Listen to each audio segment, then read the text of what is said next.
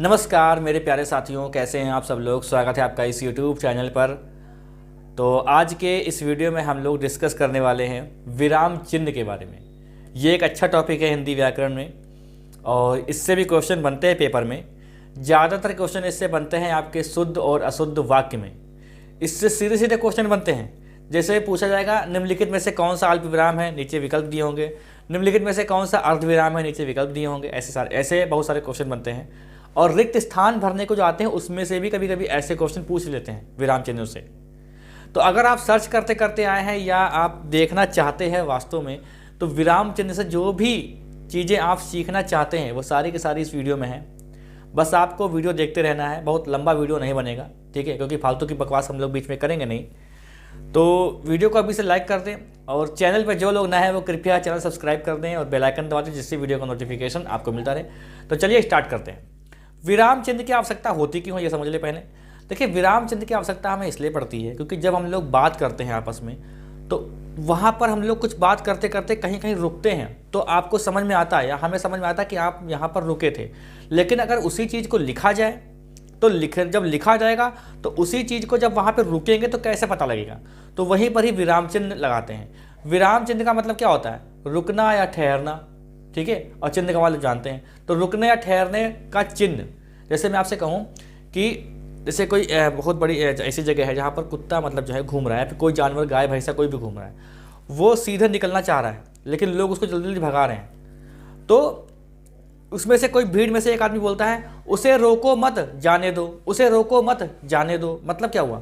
उसे रोको मत जाने दो, वो जा तो रहा है, उसको क्यों परेशान कर रहे हो, ठीक है। जैसे मान लो कोई एक चोर है, चोर पर्स जो है चोरी करके भाग रहा है, पर्स जो है चोरी कर ली, चोर भाग रहा है, तो आप क्या चिल्ला रहे हो? उसे रोको मत जाने दो, उसे रोको मत जाने दो। जैसे यहाँ पर देखो, यहाँ पर लिखा है उसे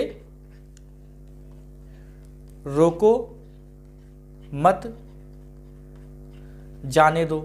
यहाँ दूसरा वाक्य ऐसे भी एक और है, उसे रोको मत जाने दो, ठीक है। उसे रोको मत जाने दो। अब दोनों वाक्य देखो एक जैसे लग रहे हैं। अब विराम चिन्ह का मतलब क्या? जब हम लोग बात करेंगे आपस में तब तो आपको समझ में आएगा, लेकिन इसी चीज़ को अगर लिखित में दोगे, लिख के दोगे, तब आपको विराम चिन्ह का इस्तेमाल करना पड़ेगा। जैसे यहाँ पर लिखो, देखो यहाँ पर एक लगाया मैंने अल्प विराम, यहाँ पर उसे रोको मत जाने दो और उसे रोको मत जाने दो। यहाँ पर क्या है? यहाँ पर मतलब कोई जानवर है, उसको रोक रहे हैं कि उसको रोको मत यार जाने दो, उसको रोको मत जाने दो, ठीक है। और यहाँ पर क्या है? एक चोर है, उसको रोको मत जाने दो। तो अल्प विराम का देखो यहाँ पर खेल हो रहा है कि नहीं हो रहा है? तो इसी चीज़ को दर्शाने के लिए हम लोग विराम चिन्ह पढ़ते हैं। जब लेटर वगैरह लिखोगे ना आप लोग, तो उसमें विराम चिन्हों का इस्तेमाल ज़्यादा किया जाता है, ठीक है। तो परिभाषा क्या कहती है? लिखते समय भावों के अनुसार रुकने के लिए जो चिन्ह लगाए जाते हैं उन्हें ही विराम चिन्ह कहते हैं। इसकी पीडीएफ आपको टेलीग्राम में मिल जाएगी। टेलीग्राम का लिंक इसी वीडियो के डिस्क्रिप्शन में है, आप लोग चाहो तो टेलीग्राम से भी जुड़ जाओ, पीडीएफ वगैरह वहाँ पे शेयर कर दी जाती है, ठीक है। तो लिखते समय भावों के अनुसार रुकने के लिए जो चिन्ह लगाए जाते हैं उनको क्या बोलते हैं? उनको विराम चिन्ह बोलते हैं। अब हमारे विराम चिन्ह कौन कौन से देखो? पूर्ण विराम, जिसको बोलते हैं फुल स्टॉप, इसको क्या बोलते हैं? फुल स्टॉप बोलते हैं। प्रश्नवाचक यानी क्वेश्चन मार्क बोलते हैं इसको। अर्धविराम, इसको बोलते हैं सेमी कॉलन बोलते हैं। अब देखो यहाँ पर ये जो आप निशान देख रहे हो ना, इसको याद करने की बहुत बड़ी आवश्यकता है। ये जो आप निशान देख रहे हो इसको याद करना बहुत जरूरी है। अल्प विराम को बोलते हैं कॉमा, ठीक है, कॉमा बोलते हैं। विस्मयबोधक, इसको बोलते हैं एक्सक्लेनेशन मार्क्स, क्योंकि अंग्रेजी में आपसे पूछ सकता है कि इसको क्या बोलते हैं? एक्सक्लेनेशन। देखो भाई, अंग्रेजी हो सकता है कि स्पेलिंग मिस्टेक हो, ठीक है, इस पर ज़्यादा मतलब गौर मत करिएगा। इसको क्या बोलते हैं? उद्धरण चिन्ह को क्या बोलते हैं? इसको बोलते हैं इन्वर्टेड कामास। क्या बोलते हैं इसको? इन्वर्टेड कामास बोलते हैं, इन्वर्टेड कामास, ठीक है। और एक होता है योजक, जिसको योजक को क्या बोलते हैं? योजक को बोलते हैं, कहाँ गया पॉइंटर? ये योजक को बोलते हैं हाइफन। क्या बोलते हैं? हाइफन बोलते हैं अंग्रेजी में। निर्देशक को क्या बोलते हैं? निर्देशक चिन्ह को बोलते हैं डैश। कोष्टक को क्या बोलते हैं? ब्रैकेट बोलते हैं, कोष्टक को ब्रैकेट। लाघव को क्या बोलते हैं? इसको बोलते हैं साइन ऑफ एब्रेविएशन बोलते हैं, अंग्रेजी में भी होता है ये वेसन। विवरण चिन्ह, आदेश या विवरण चिन्ह, इसको क्या बोलते हैं? इसको बोलते हैं sign of following. Sign of following बोलते हैं इसको। उपविराम को बोलते हैं कॉलन, और इसको बोलते हैं sign of left word. Sign of left word, ठीक है। हंसपद या त्रुटि पूरक चिन्ह या विस्मरण चिन्ह भी बोलते हैं। तो हम लोगों ने क्या क्या देखा? देखो, पूर्ण विराम देखेंगे, प्रश्नवाचक देखेंगे, अर्धविराम देखेंगे, अल्पविराम देखेंगे, विस्मयबोधक देखेंगे, उद्धरण चिन्ह देखेंगे, योजक चिन्ह देखेंगे, निर्देशक चिन्ह देखेंगे, कोष्टक देखेंगे, लाघव, विवरण, उपविराम और त्रुटिपूरक या हंसपद देखेंगे। ये हमारे मुख्य रूप से पढ़ने लायक होते हैं, ठीक है। कामता प्रसाद ने जो व्याकरण है, व्याकरण जो है, व्याकरणविद कामता प्रसाद ने माना है 20, ठीक है, 20 माना है। तो ये क्वेश्चन अगर पूछा जाए कि कामता प्रसाद ने विराम चिन्हों की संख्या कितनी मानी है, तो 20 मानी है।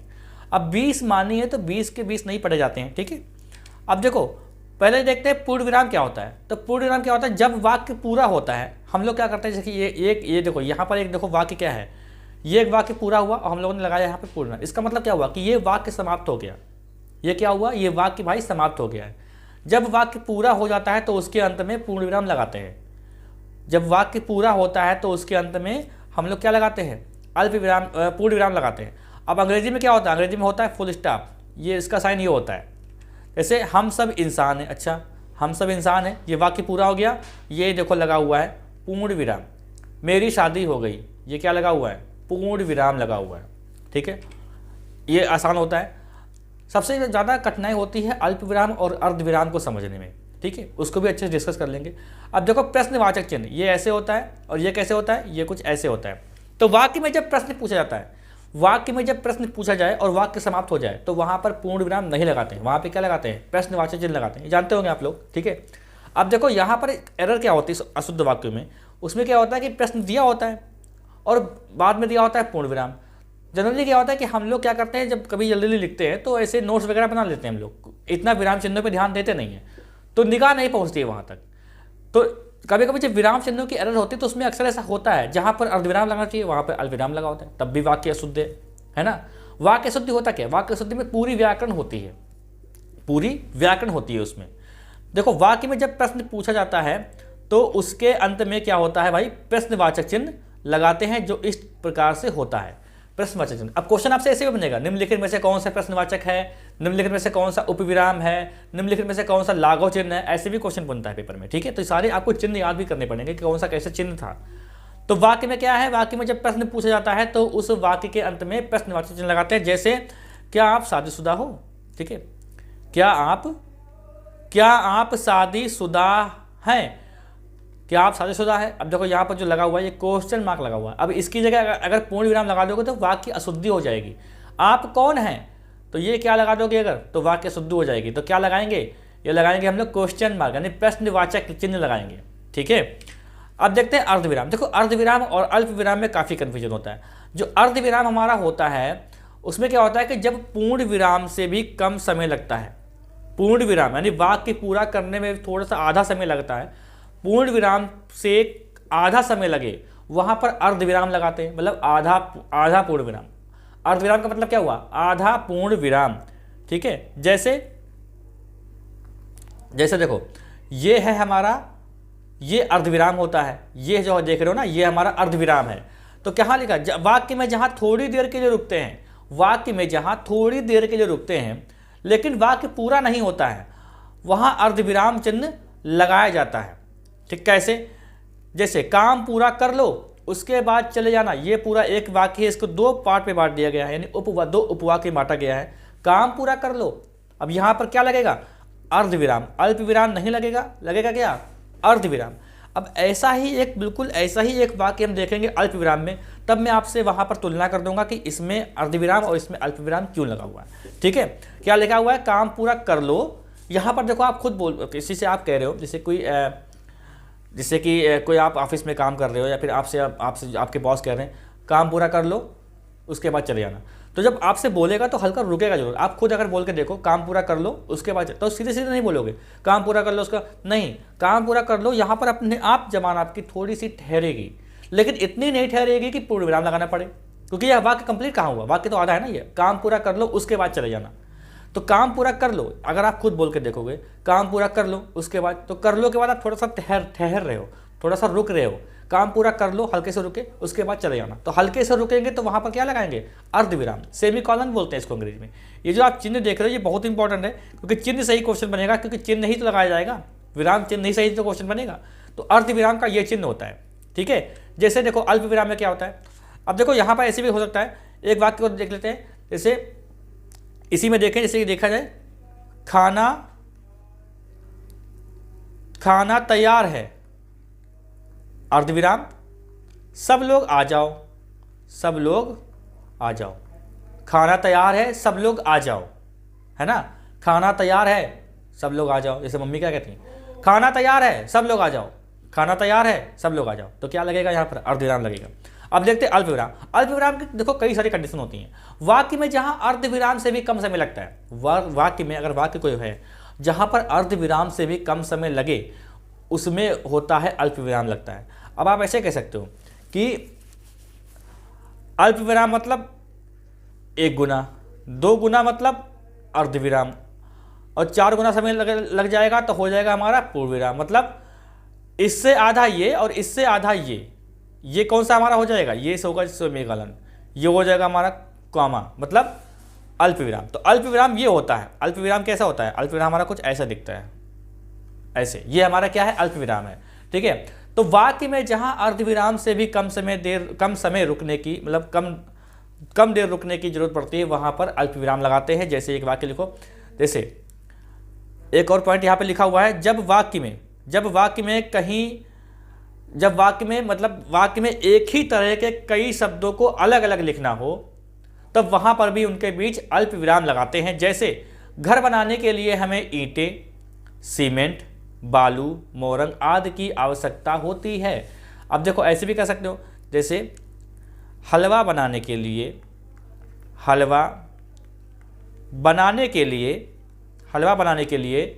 गाजर का बनाएंगे हम लोग हलवा, गाजर, देसी घी, खूब अच्छा बनाएंगे, देसी घी, ठीक है, खोया,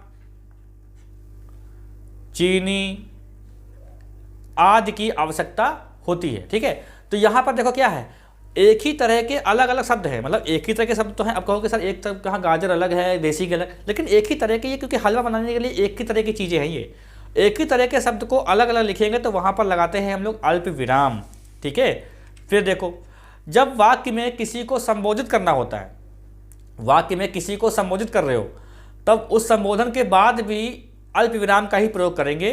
जैसे राम इधर आओ, माँ कहानी सुनाओ, माँ कोई कहानी सुनाओ, राम हल्का सा, जब तुम खुद कहोगे ना राम इधर आओ, तो राम के बाद अपने आप जवान तुम्हारी हल्की सी ठहरेगी। आप चाह के भी नहीं बोल सकते राम इधर आओ, राम इधर आओ, नहीं। अगर आप शालीनता से बोलते ना, मतलब एक शालीनता से बोलोगे ना, तब राम इधर आओ, माँ कोई कहानी सुनाओ, माँ कोई कहानी, तो आपको खुद लगेगा कि यहाँ पर हम ठहर रहे हैं। तो ठहर रहे हैं बोलने में तो आप समझ रहे हो, लेकिन यही चीज़ अगर लिख के दिखाओगे तो भैया अपने भाव दर्शाओगे तो है ही, तो वहाँ पर लगाओगे आप विराम चिन्ह।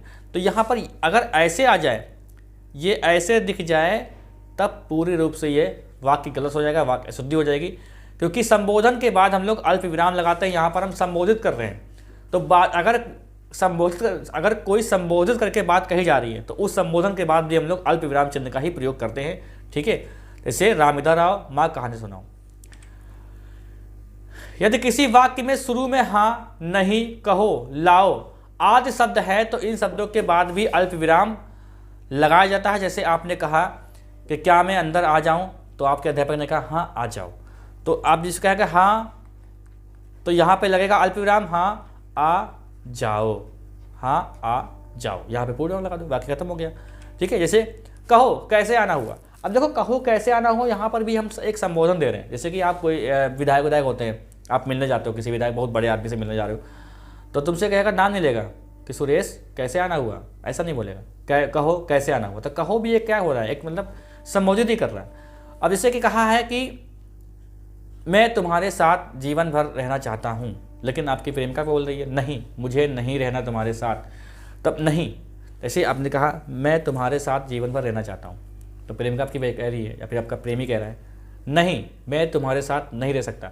तो नहीं जब बोलोगे ना तो उसके बाद हल्का सा ठहरोगे, तो ठहरोगे तो लिखित में आपको देना है तो आप अल्प विराम लगाओगे जरूर, क्योंकि यहाँ पर अगर नहीं, अगर ऐसा लिख दोगे नहीं मुझे तुम्हारे साथ नहीं रहना, तो ये वाक्य देखने में ही अच्छा नहीं लग रहा है, कुछ तो चीज़ लगेगा ना, क्योंकि हम जानते हैं कि भैया नहीं के बाद हम लोग ठहर रहे हैं, तो यहाँ पर ही लगाएंगे हम लोग अल्प विराम। ठीक है, एक और पॉइंट बनता है, जब वाक्य में जब तब तो और वह वे शब्दों का प्रयोग होना चाहिए था लेकिन नहीं हुआ कोई कारणवश, तब उसकी जगह भी हम लोग अल्प विराम लगाते हैं। जैसे मैंने कहा, जैसे क्या लिखा हुआ है, यदि किसी वाक्य में जब तब तो और वे शब्द का प्रयोग होना चाहिए था परंतु यह होता है, वहाँ पर भी परंतु नहीं होता है, तो उसकी जगह यानी इनकी जगह हम लोग अल्प विराम चिन्ह का इस्तेमाल करेंगे। तो इसका अर्थ यही देंगे, जैसे कहा जाए कि जैसे पिताजी बोल रहे हैं, पिताजी ने क्या कहा, मैं जो कल फाइल लाया था कहाँ है। जैसे कहा जाए पिताजी आए ऑफिस से, कहा मैं जो फाइल लाया था वे कहाँ हैं।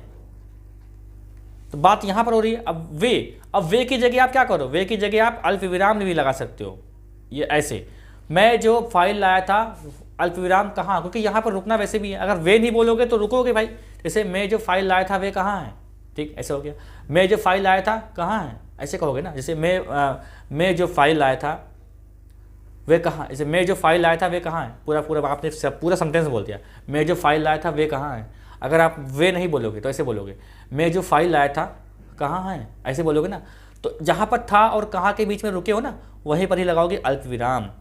जैसे देखो, जो चीज़ें लाए थे, ऐसे लिख दो, वे जो चीज़ें लाए थे कहाँ हैं, जब परिश्रम करोगे फल पाओगे, जब परिश्रम करोगे फल पाओगे। अब जब परिश्रम करोगे ऐसे भी लिख सकते हो इसको, ये भी गलत नहीं हो सकता है। जब परिश्रम करोगे तब फल पाओगे, क्या ये गलत है, क्या गलत नहीं है, तब फल पाओगे। अगर आप तब लगा रहे हो तब इसमें रुकने की आवश्यकता नहीं है। जब परिश्रम करोगे तब फल पाओगे, आपने सीधे कह दिया, जब परिश्रम करोगे तब फल पाओगे, जब परिश्रम करोगे तब फल पाओगे। और यही आपको अल्पविराम लगाना होता है, ऐसे बोलोगे, जब परिश्रम करोगे तब फल पाओगे। जैसे जब परिश्रम करोगे फल पाओगे, जब परिश्रम करोगे फल पाओगे। यहाँ मतलब क्या है, तब छुपा हुआ है। अब जब मैंने आपको बताया था अर्धविराम, अर्धविराम में क्या था, अर्धविराम में एक वाक्य था, इसमें तुलना कर देते हैं, काम कर लो। क्या था, काम पूरा कर लो, पूरा कर लो, ये था अर्धविराम।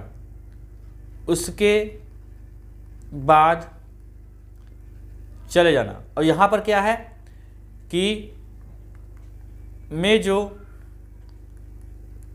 फाइल लाया था, मैं जो फाइल लाया था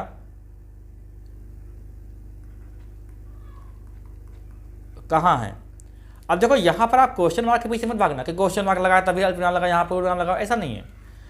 अब देखो यहाँ पर क्या है कि यहाँ पर अगर तुम इसको हटा दोगे ना आप लोग, जैसे कि मैंने इसको हटा दिया, इसको हटा दिया, तो इसके स्थान पे कुछ आएगा नहीं, वाक्य पूरा पूरा गलत हो जाएगा। इसकी पूर्ति कोई कर नहीं सकता। जैसे काम पूरा कर लो फिर उसके बाद चले जाना, ऐसा नहीं होगा।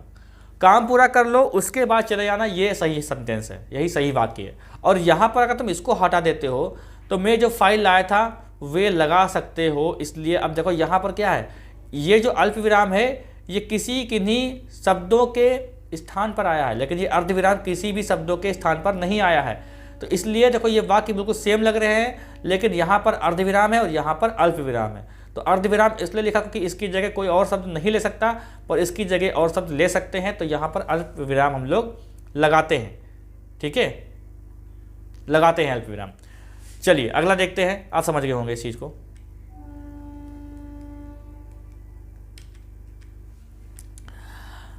जब वाक्य में, जहां वाक्य में उद्धरण चिन्ह होता है ना, तो उद्धरण चिन्ह से पहले भी आपने देखा होगा अंग्रेजी में भी कॉमा या अल्पविराम लगाते हैं। ठीक है, जैसे देखो नेताजी सुभाष चंद्र बोस ने कहा। अब देखो ये वाक्य देखो ऐसे, यहाँ पर जो ये जो पूर्णविराम लगा ये अंदर लगेगा बाहर नहीं लगेगा, आपको शायद देखना रहा क्योंकि हम दिख रहे होंगे आपको।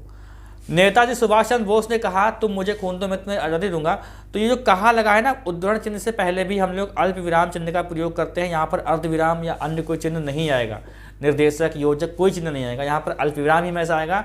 जब कभी उद्धरण चिन्ह यानी उद्धरण चिन्ह से पहले हम लोग अल्प विराम का ही प्रयोग करते हैं, ये नियम होता है। देखो यही हो सकता है कि आपको अभी आसान लग रहा हो, लेकिन यही पेपर में क्या आता है, जब पेपर में अलग होता है ना, तो पेपर में वही चीज़ कठिन लगती है। ठीक है, यहाँ पर एक साथ क्रम से पढ़ रहे हैं, वही अचानक दिख जाए आपको तो समझ में नहीं आता कभी कभी, है ना। तो नेताजी सुभाष चंद्र बोस ने कहा तुम मुझे खून दो मैं तुम्हें आज़ादी दूंगा, तो उद्धरण चिन्ह से पहले हम लोग अल्प विराम चिन्ह का ही प्रयोग करते हैं। यदि कोई वाक्य मिश्र या संयुक्त वाक्य है तो उनके उपवाक्यों को अलग करने के लिए भी अल्प विराम चिन्ह का ही प्रयोग करते हैं, ये भी बात जान लेंगे। ठीक है, जैसे कि लिखा है गीता की बेटी जो 5वीं कक्षा में पढ़ती है कक्षा में प्रथम आई। ठीक है, गीता की बेटी, अब यहाँ पर देखो अर्धविराम नहीं लगेगा, गीता की बेटी अर्धविराम जो 5वीं कक्षा में पढ़ती है अर्धविराम नहीं, गलत हो जाएगा। गीता की, क्योंकि जो भी हमारे संयुक्त या मिश्र वाक्य होंगे, ये संयुक्त मिश्र वाक्य का अलग पार्ट होता है। ठीक है, उसको समझाने के लिए मुझे अलग से क्लास लेनी पड़ेगी। गीता की बेटी जो 5वीं कक्षा में पढ़ती है कक्षा में प्रथम आई, तो यहाँ पर क्या लगा हुआ है, ये अल्प विराम लगा हुआ है। फिर से बता दूं मैं आपको, ये जो है ना ये अर्धविराम है और ये हमारा अल्प विराम है। ठीक, विस्मय सूचक चिन्ह ये तो जानते होंगे, इसको विस्मयादि बोधक चिन्ह भी कहते हैं। जब वाक्य में हर्ष, शोक, क्रोध, आश्चर्य, घृणा, प्रशंसा आदि भावों को प्रकट करना हो तो इन शब्दों को प्रकट करने वाले शब्द होते हैं, इन भावों को उनके बाद लगाते हैं विस्मय सूचक चिन्ह। जैसे वाह तुम तो पास हो गए, वाह तुम तो पास हो गए, तो यहाँ पर देखो, यहाँ पर विस्मय बोधक चिन्ह ही लगेगा और कोई चिन्ह नहीं लग सकता है। इसको बोलते हैं एक्सक्लेमेशन मार्क्स।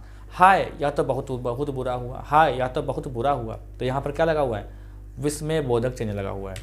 फिर देखो, कुछ भावों को प्रकट करने के लिए वाक्यों या वाक्यांशों के बाद भी इस चिन्ह का प्रयोग होता है। जैसे कि कमाल है, यार कमाल है, मज़ा आ गया। तो देखो अगर आपको बोलना है कमाल है, मज़ा आ गया, तो मज़ा आ गया क्या लगाओगे आप, कौन सा चिन्ह लगाओगे। तो यहाँ पर भी क्या लिखा हुआ, कुछ भावों को प्रकट करने के लिए भी वाक्यों या वाक्यांशों के बाद भी हम लोग एक्सक्लेमेशन या विस्मय बोधक चिन्ह का इस्तेमाल करते हैं। ठीक है, कमाल है, मज़ा आ गया, ऐसे। तो यहाँ पर क्या लगा हुआ है, ये लगा हुआ है विस्मय बोधक चिन्ह। उद्धरण चिन्ह क्या होता है, इसके दो चिन्ह होते हैं, एक तो होता है इकहरा, एक क्या होता है इकहरा होता है ऐसे, लेकिन ये ऊपर से ही लगेगा, और एक होता है दोहरा होता है। ठीक है, दो चिन्ह होते हैं, इकहरा और दोहरा। इकहरा चिन्ह कैसा दिखता है, देखो यहाँ पे बना हुआ है, ये देखो हमारा इकहरा चिन्ह है और ये हमारा कैसा है, दोहरा चिन्ह है। अब देखते हैं इकहरा चिन्ह के बारे में। अच्छा, यदि कोई विशेष शब्द विशेष व्यक्ति का नाम या शीर्षक या स्थान, पुस्तकों, कवियों या लेखकों के उपनाम इकहरे उद्धरण चिन्ह के अंतर्गत लिखे जाते हैं। देखो, जैसे आज हम स्वर के बारे में पढ़ेंगे, तो ये क्या है, शीर्षक है ना स्वर, तो इसको हमने क्या कर दिया, इकहरे उद्धरण चिन्ह के अंदर लिख दिया।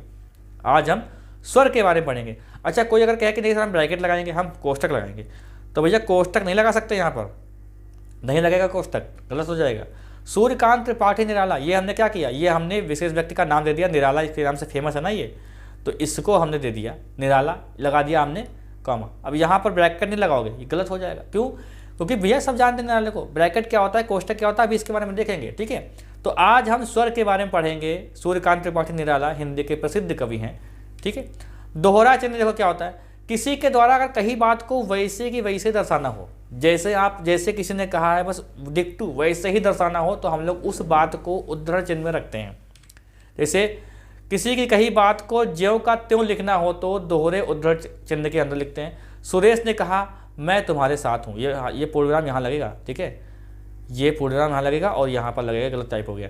सुरेश ने कहा मैं तुम्हारे साथ हूँ, मैं तुम्हारे साथ हूँ। ठीक है, मैं तुम्हारे साथ हूँ, यहाँ पर देखो लिखा है अल्प विराम, यही अल्प विराम है। योजक चिन्ह क्या होता है, जिसको हाइफन बोलते हैं, हाइफन जिसको बोलते हैं क्या होता है, ये निर्देशक चिन्ह। देखो हाइफन क्या होता है, छोटा होता है, और जो हमारा वो होता है डैश, ये होता है बड़ा। ठीक है, यह दो शब्दों के बीच में आकर योजक जोड़ने का काम करता है। इस चिन्ह का प्रयोग समासिक शब्दों के बीच में विशेषकर द्वंद्व समास में होता है। देखो ऐसा भी क्वेश्चन पूछा गया है कि दो संज्ञा पदों का दोहराव के बीच में कौन सा चिन्ह लगता है, संज्ञा पदों के दोहराव के बीच कौन सा चिन्ह लगता है, तो योजक चिन्ह लगता है। ठीक है, देखो जैसे आना जाना, ये हमारा क्या है, द्वंद्व समास है। आना जाना, दिन रात, माता पिता, सुख दुख। तो ये जो ये देख रहे हो ना, ये है हमारा योजक चिन्ह। इसकी जगह डैश नहीं लगाएंगे क्योंकि ये हमारा निर्देशक, ये अलग होता है, ये अलग होता है। ठीक है, देखो अगर किसी के तुलना वाले शब्द होते हैं, अगर किसी के साथ तुलना कर दी जाए किसी शब्द के साथ, या समानता बताई जाए, तो वहाँ पर भी हमें योजक चिन्ह का इस्तेमाल करना होता है, और कोई चिन्ह इस्तेमाल नहीं कर सकते। जैसे कोयल सी मीठी आवाज़, क्या लिखा हुआ है? कोयल सी मीठी आवाज़, कोयल सी मीठी आवाज़, मतलब तुलना कर दी हमने कोयल की, जो कोयल सी मीठी, उसके बाद तुलना कर दी।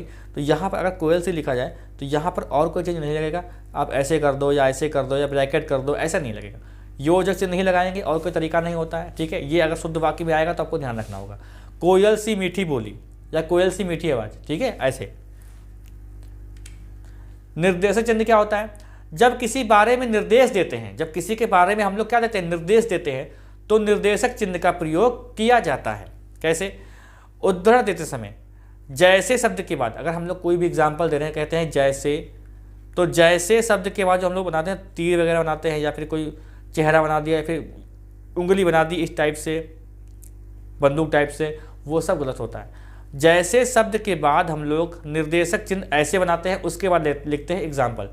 ठीक है, संवाद या दो लोगों की आपसी बातचीत में बोलने के बाद, जैसे आप संवाद होता है, अपन आपने देखा होगा कि जैसे कि कोई जो भी राइटर वगैरह लिखते हैं, कहानी नाटक वगैरह, उसमें संवाद डायलॉग जो होता है, तो उसमें भी निर्देशक चिन्ह का इस्तेमाल, हालांकि वहाँ पे कभी कभी उपविराम भी लगाते हैं।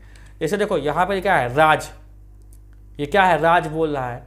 सिमरन, बड़े बड़े शहरों में ऐसी छोटी छोटी बातें होती रहती हैं। सिमरन बोली, राज तुम एक नंबर के झूठे हो। तो यहाँ पर देखो ये भी क्या है? संवाद हो रहा है। तो संवाद में ये क्या है?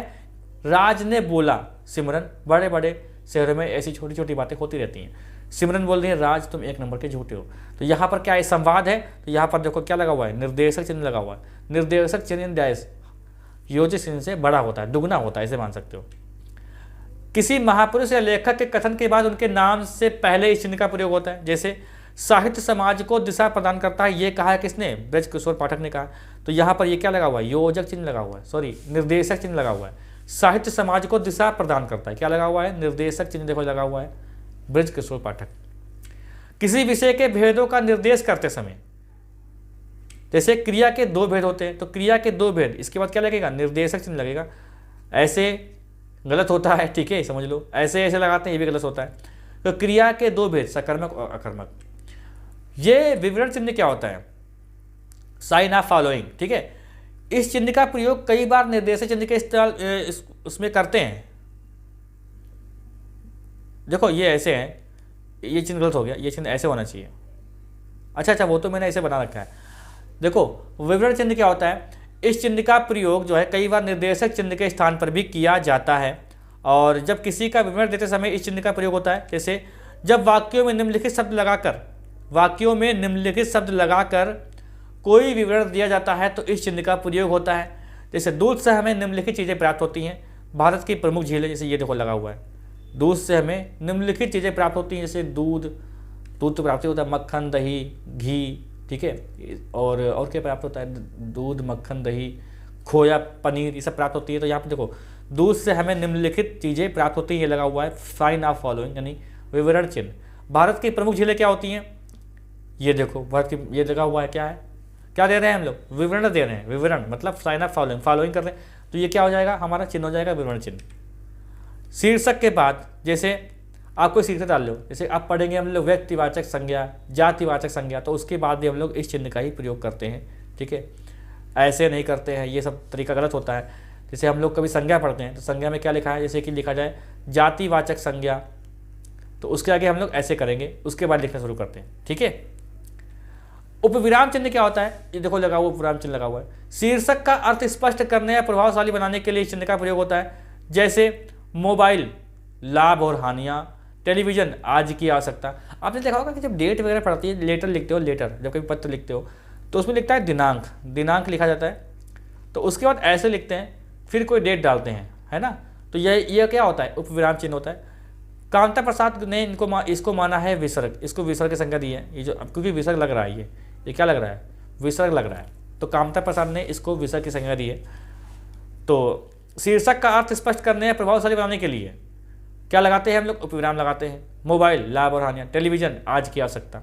जैसे डायरी लेखन, देखो यहाँ पर आ गया, दिनांक के बाद भी इसका प्रयोग करते हैं, ठीक है, 23 मार्च। संवाद लेखन में नाटक या निर्देशक चिन्ह के स्थान पर भी इसका प्रयोग होता है, जैसे मैंने बताया, जैसे पिता, पुत्र यहाँ आओ, पुत्र, पिताजी अभी आ रहा हूँ, तो ये क्या लगा हुआ है, उपविराम लगा हुआ है ना। किसी कहानी के अंत में शिक्षा बताने के लिए, जैसे कोई आप स्टोरी पढ़ रहे हो, किसी कोई भी कहानी, उसका शीर्षक बताने के लिए, जैसे कि लास्ट में उसका निचोड़ क्या है, तो अगर कोई कहानी है तो उसमें लिखोगे शिक्षा, शिक्षा, तो ये क्या है, शिक्षा मतलब सत्य की ही विजय होती है, जैसे शिक्षा, अंत में सत्य की ही विजय होती है, तो ये देखो क्या लगा है, हमारा उपविराम लगा हुआ है। कोष्टक देख लो क्या होता है, किसी कठिन शब्द को सरल शब्द द्वारा, प्रचलित शब्द द्वारा बताने के लिए कोष्टक चिन्ह का प्रयोग करते हैं। जैसे आजकल का क्या है, आजकल जैसे कापी, जैसे फोटो कापी बोलते हैं, फोटो कापी, जैसे आपने किसी बच्चे को दिया, कहा कि भैया जाओ इसकी फोटो कापी करा लाओ, आपने कहा क्या, आपने कहा जाओ इसकी 10 प्रतियाँ करा लाओ, 10 प्रतियाँ करा लाओ, तो प्रतियाँ वो जानता ही नहीं, क्योंकि वो इतना पढ़ा लिखा नहीं होता बच्चा है, उसको क्या पता है, उसको पता है फोटो स्टेट। तो आप कहोगे, जब कहोगे जाओ इसकी प्रतियाँ करा लाओ, मतलब फोटो कापी करा लाओ, तो जो ब्रैकेट है, ब्रैकेट को अगर आप बोल रहे हो तब वहाँ पे आप ऐसे बोलोगे मतलब, ठीक है, वहीं आप लिखना चाहते हो तो वहाँ पे लगाओगे ब्रैकेट, उसको समझाने के लिए, उसको सरल या बहुत ही जो फेमस जो इसकी पहचान है उस शब्द को लिखने में ब्रैकेट का इस्तेमाल होता है। जैसे इस चित्र की छाया प्रति, यानी फोटो कापी करा लाओ, ठीक है, तो ये देखो क्या लगा है, इसको क्या लिखा हुआ, किसी शब्द को सरल अर्थ देने के लिए ब्रैकेट का इस्तेमाल करते हैं, कोष्टक का इस्तेमाल करते हैं। क्रम बताने में भी इसका प्रयोग होता है, जैसे कि हम लोग क्रम लिखते हैं, ठीक है, तो कभी कभी क्या डालते हैं, ऐसे डालते हैं 1 2 3, ऐसा नहीं होना चाहिए। क्रम दर्शाने के लिए जैसे कि 1 2 3, जैसे संज्ञा के 4 भेद होते हैं, संज्ञा के कितने भेद होते हैं, 5 भेद होते हैं, तो संज्ञा के 5 भेद कौन से होते हैं, जैसे व्यक्तिवाचक, ठीक है, जैसे कि ऐसे लिखोगे, जैसे व्यक्तिवाचक, फिर जातिवाचक, फिर क्या हो जाएगा, द्रव्यवाचक, फिर आपका हो जाएगा समूहवाचक, फिर आपका एक हो जाएगा, एक कौन सा हो जाएगा भाई, व्यक्तिवाचक, जातिवाचक, समूहवाचक, अरे भूल गए, देखो याद नहीं आ रहा, जातिवाचक, अब इसमें फंस जाएंगे, जातिवाचक, व्यक्तिवाचक, समूहवाचक, द्रव्यवाचक और ये भाववाचक है, होती संज्ञा, ठीक है, 5। तो मतलब हमारा मतलब क्या है, मतलब ये है कि आप ऐसे बताओगे, ये जो ना, ये क्रम में जाएगा, ये क्रम, जब क्रम बताओगे ना, जैसे का, ये भी जाएगा ऐसे, खा, ये भी जाएगा, का, इस टाइप से, वहाँ पर आप क्या प्रयोग करोगे, कोष्टक का प्रयोग करोगे, ये मतलब मेरा है। देखो यहाँ विकारी शब्दों के 4 भेद होते हैं, संज्ञा, सर्वनाम, विशेषण, क्रिया, देखो यहाँ पर क्या लगा हुआ, कोष्टक लगा हुआ है, कोष्टक लगा हुआ है। नाटक या कहानी के पात्रों में जो, जैसे कोई डायलॉग है, ठीक है, अभी डायलॉगबाजी हो रही है, तो आप नाटक देख रहे हो, लाइव नाटक देख रहे हो, तो वहाँ पर तो आप समझोगे कि जो द्वारपाल है उसने कहा, जोर से कहा महाराज की जय हो, लेकिन अगर यह लिखित में हो तो उसके मन के भाव को दर्शाने के लिए हम लोग ब्रैकेट यानी कोष्टक का इस्तेमाल करते हैं। जैसे देखो, पिता क्रोधित होकर, कहाँ जा रहे हो, यहाँ पे ऐसा लगना चाहिए, कहाँ जा रहे हो, ठीक है, जैसे द्वारपाल गेट पे खड़ा हुआ है, उसने राजा को देखा तो जोर से चिल्लाए महाराज की जय हो। अगर नाटक देख रहे हो तो वहाँ पर वो चिल्ला के बोलेगा, समझ जाओगे कि हाँ भैया मन के भाव में क्या है, वो चिल्ला के बोल रहा। लेकिन लिखित में क्या, लिखित में इस भाव को दर्शाओगे कोष्टक के अंदर रखकर, द्वारपाल जोर से महाराज की जय हो, ऐसे। लाघव चिन्ह क्या होता है, लाघव चिन्ह को बोलते हैं साइन ऑफ एब्रिविएशन, ये कुछ इस टाइप से होता है, ये भी इसको समझाते हैं, ये कुछ इस टाइप से होता है, छोटा सा, अंग्रेजी में फुल स्टॉप होता है, इसे संक्षेपण चिन्ह भी कहते हैं, ठीक है। और जब शब्दों को पूरा ना लिखकर संक्षेप में लिखा जाता है तो इस चिन्ह का हम लोग प्रयोग करते हैं। जैसे कि लिखा जाए उत्तर प्रदेश, तो उत्तर प्रदेश ऐसे लिखा जाएगा संक्षेप में, उत्तर प्रदेश मतलब उत्तर प्रदेश। और यही अगर अंग्रेजी में लिखते हैं तो ऐसे लिखते हैं यूपी उत्तर प्रदेश। जैसे कहा जाए एमए, तो एमए तो ऐसे लिख दोगे अंग्रेजी में, लेकिन यही हिंदी में लिखोगे तो ऐसे लिखोगे। ये छोटा सा गोल बनाते हैं हम लोग, इसको बोलते हैं लाघव चिन्ह, एमए यानी मास्टर ऑफ आर्ट, ठीक है, समझ गए होंगे। देखो लिखा भी उत्तर प्रदेश, ये बहुत बड़ा लग गया है, इतना बड़ा नहीं होना चाहिए। देखो त्रुटिपूरक चिन्ह, इसको क्या बोलते हैं, इसे हंसपद कहते हैं। ये कुछ ऐसे होता है या ऐसे लिखते हैं, सॉरी ऐसे होता है या ऐसे भी होता है। इसे हंसपद या विस्मरण चिन्ह भी कहते हैं। लिखते समय गलती से कोई अगर शब्द छूट जाता है तो उसकी जगह पे हम लोग क्या लिखते हैं, ऐसे लिखते हैं और इसके ऊपर वो छोटा शब्द लिख देते हैं। जैसे ये क्या हुआ, अच्छा आगे नहीं, ऐसे देखो, जैसे कि कहा जाए कि वह लिखना भूल गया, ऐसे देखो। तब अब आपको आएगा अरे पत्र तो लिखना भूल गया, मतलब पत्र तो यहाँ लिखना चाहिए था, तो आप ऐसे करोगे, ऊपर लिख दोगे पत्र, वह पत्र लिखना भूल गया। जैसे वह पहनना भूल गया। अब पहनना क्या भूल गया, वह पहनना भूल गया, मतलब मुझे रैंडमली ऐसे ही वाक्य याद आ रहे हैं, ठीक है। भूल गया, आप सोचो कि क्या ऐसे ही वाक्य आएंगे, ऐसा नहीं है, मतलब आपको बताना क्या है, छूटे हुए शब्दों को लिखना। तो आप कहोगे अरे वह पहनना भूल गया, क्या पहनना भूल गया, आपने लिखने, अब घड़ी पहनना भूल गया, जो भी आप भूल गए थे उसको यहाँ पे लिख दो। जैसे वह घड़ी पहनना भूल गया, ठीक है। जैसे वह रोज